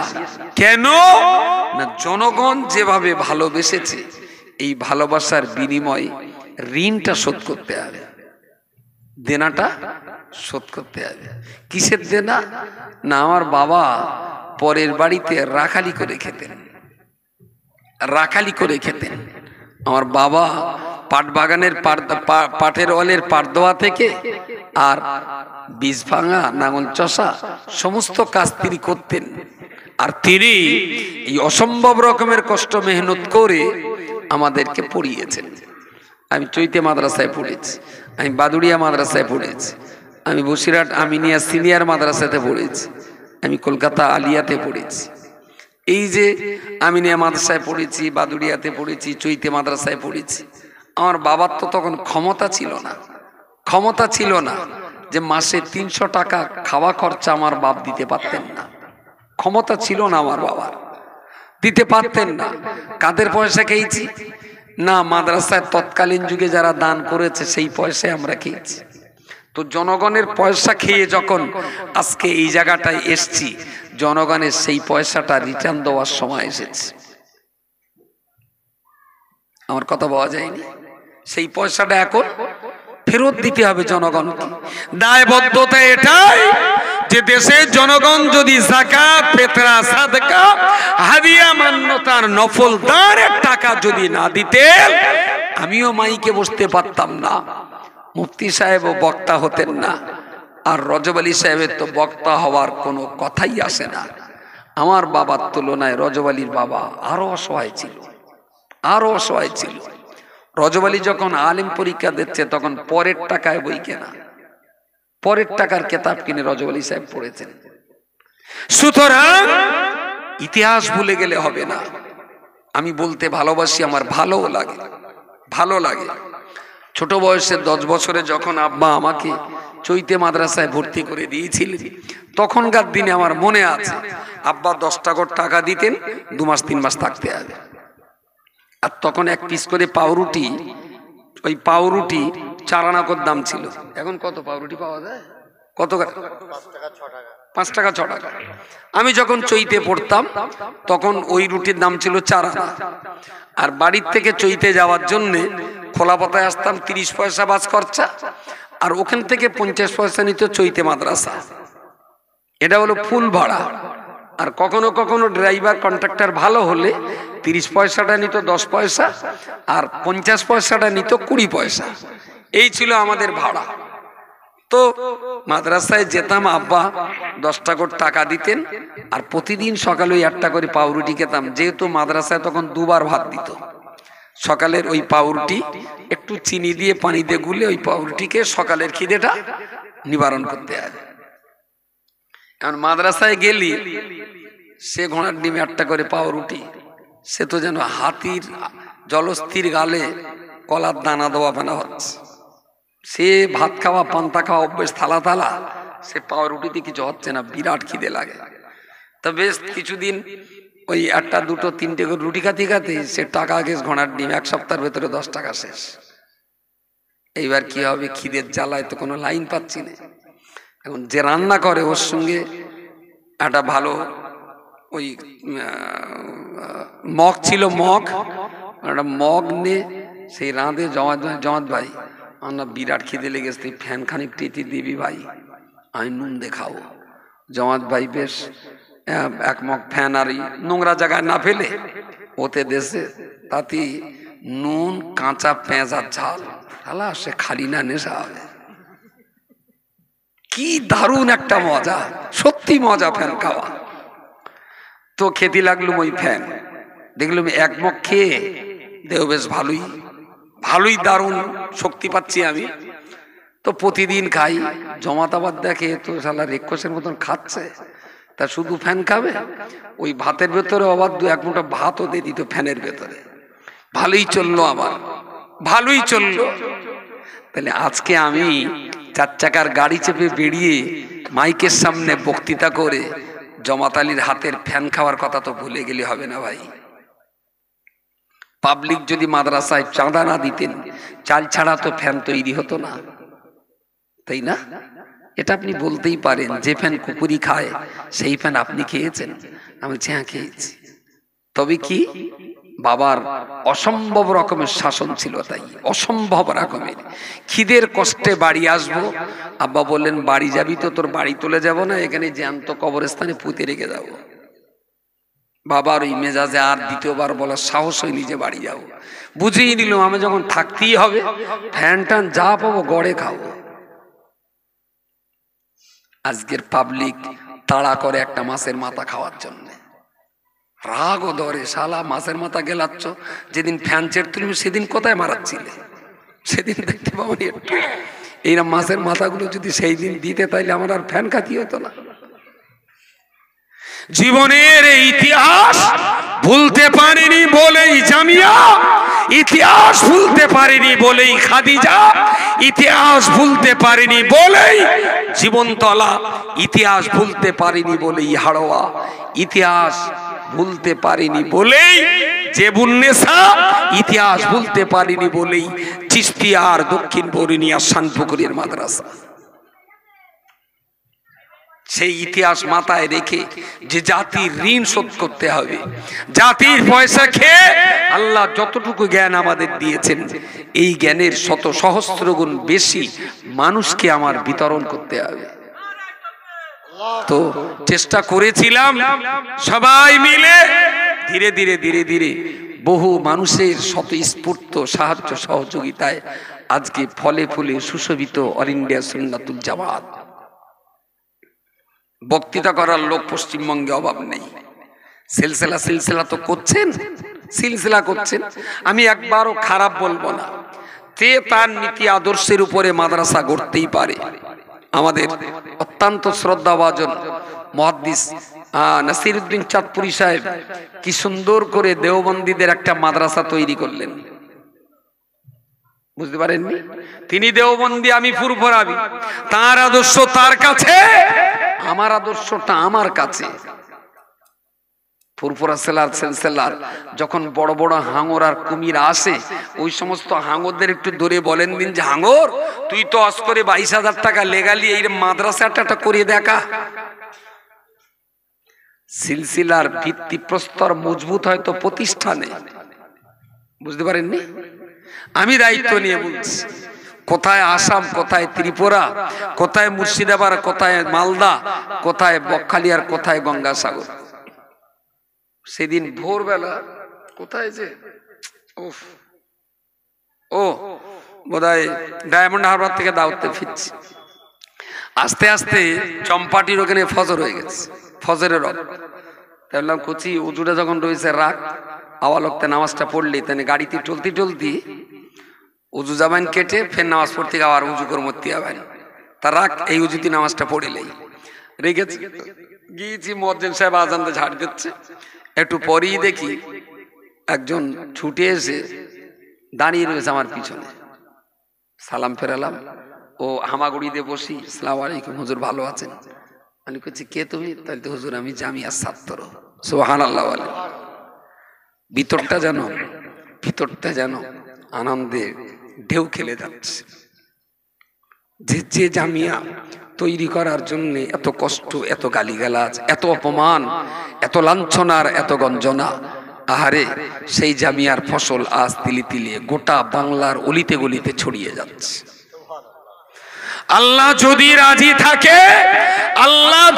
রাজি থাকে, দাদা হুজুর, বসিরাট হুজুরের আটির চারা যারা হয়েছে, তারা যোগ্যতা হারিয়ে গেলেও কলমের চারার যে কলমের বাঁধা এই গাছে যে ফল হবে সেই ফলেই দাদা হুজুরের সিলসিলা ইনশাআল্লাহ ইমাম মেহেদী আর ঈসা রুহুল্লাহ পর্যন্ত টেনে রেখে দেবে। আমি আটির চারারে আর ভরসা করি না। আটির চারা বুঝেছেন? আমরা তো কলমের, তাই না? আমি তো দাদা হুজুরের রক্তে না, আমি তো বসিরহাট হুজুরের রক্তে না। আমার রক্তের যদি দাম খুঁজ দেওয়া হয় তাহলে এখন সিঁড়ি ধরে আদম পর্যন্ত জাতি হবে। আর তো যদি এক পুরুষ দু পুরুষ দেখেন তাহলে নিমাই চাঁদ। বুঝতে পারেননি? দাদা হুজুর বসিরহাট হুজুরের রক্তের সম্পর্কে সন্তান আমি না, কিন্তু তাদেরকে পড়েছি। দাদা হুজুরের 12টা জীবনী পড়েছি, বসিরহাট হুজুরের 4খানা জীবনী পড়ে মনে হয়েছে এনারা আমাদের দেশের ইসলাম ধর্মের এক একজন উজ্জ্বল তারকা ছিলেন। সুবহানাল্লাহ। তাই তাদের ওই জীবনী পড়ার পর যে জ্ঞানটা হয়েছিল সেই জ্ঞানের সঙ্গে বিশ্বাসঘাতকতা করতে পারিনি। তাই তাদের রেখে যাওয়া সেই ঐতিহ্য, তাদের রেখে যাওয়া সুন্দর সেই ইলম আকীদা, যাতে কোরআন হাদিস ইজমা কিয়াসের সমন্বয়ে এটা প্রতিষ্ঠিত থাকে বা প্রতিষ্ঠিত রাখা যায়, তার জন্যই এই লড়াই, এই সংগ্রাম। আমি বললাম তো, আটির চারা যদি সিলসিলা টেকাবার জন্য যথেষ্ট না হয়, কলমের চারাই এই সিলসিলাকে টেনে ইমাম মেহেদী পর্যন্ত পৌঁছে দেবে। এ ভরসা করতে পারি, আমি এখন করতে পারি। ত্রিপুরাতে জামিয়াত ছেলে এখন সেখানকার মাদ্রাসায় পড়ায়, এটা আমাদের গর্ব, এটা আমাদের গর্ব।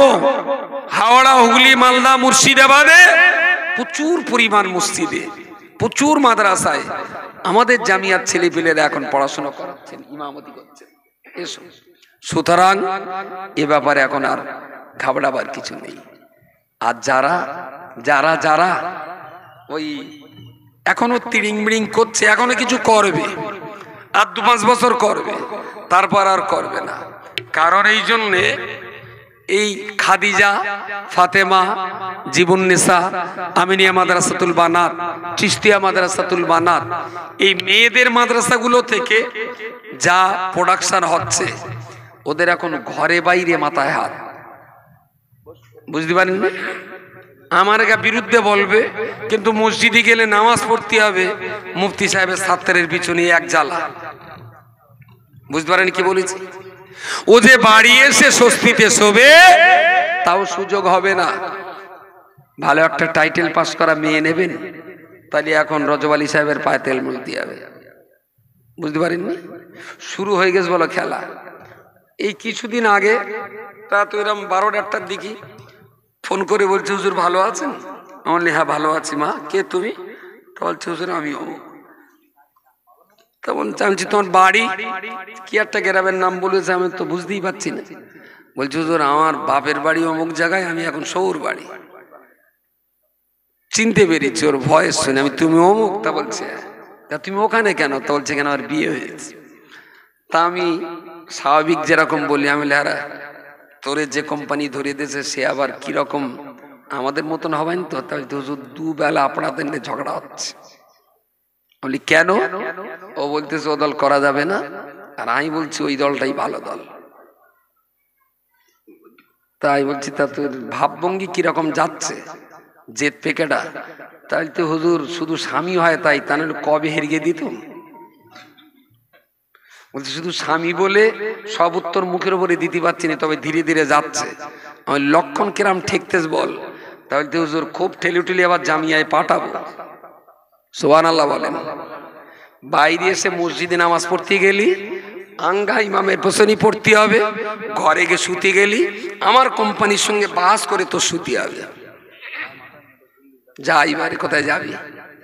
সুতরাং এটা আমাদের জীবনের আশা আকাঙ্ক্ষা সাধনা বাসনা ছিল, আল্লাহ করিয়ে নিয়েছেন।